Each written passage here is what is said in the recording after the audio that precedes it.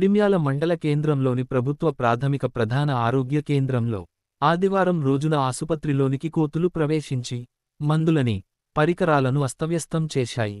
కోతులని వారించిన సిబ్బందిపై దాడి చేశాయి. ఇట్టి విషయమై ఆసుపత్రి సిబ్బంది ఆసుపత్రికి కోతుల బెడద ఎక్కువగా ఉందని తెలిపారు.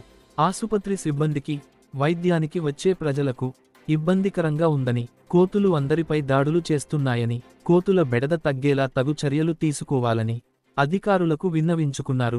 ఆసుపత్రి వైద్యాధికారులు కూడా కోతుల వల్ల జాగ్రత్తగా ఉండాలని సిబ్బందికి సూచనలు ఇచ్చారని తెలిపారు.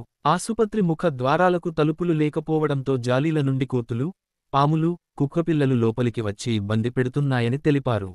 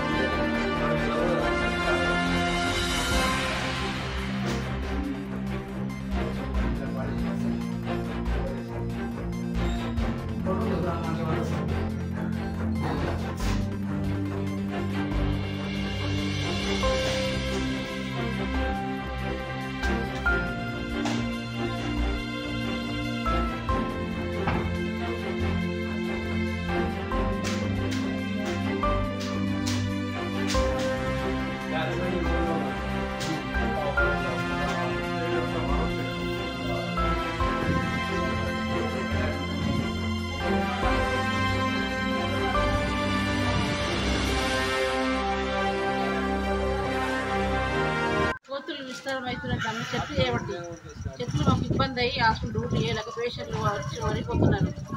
సండే భయంకరంగా ఉంది.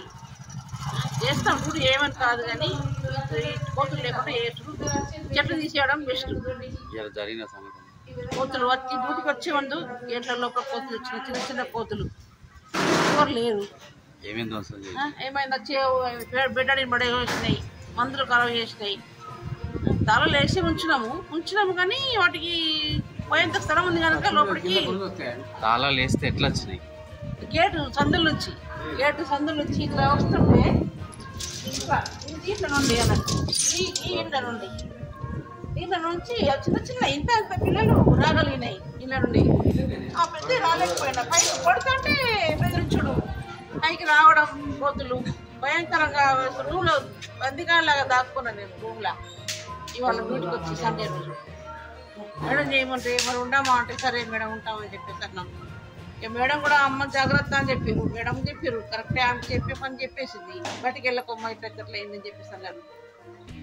మేడం చేస్తుంది, చాలా డ్యూటీ చేస్తుంది మేడం గారు. కానీ ఈ చెట్ల కోతుల వల్ల మాకు చాలా భయంగా ఉంది. చాలా అంటే చాలా మరి కోతులు చెట్లు తీసేస్తారా? మాకు ఏమైనా రక్షణ ఉందా? మాకు చేయాలి అట్లా.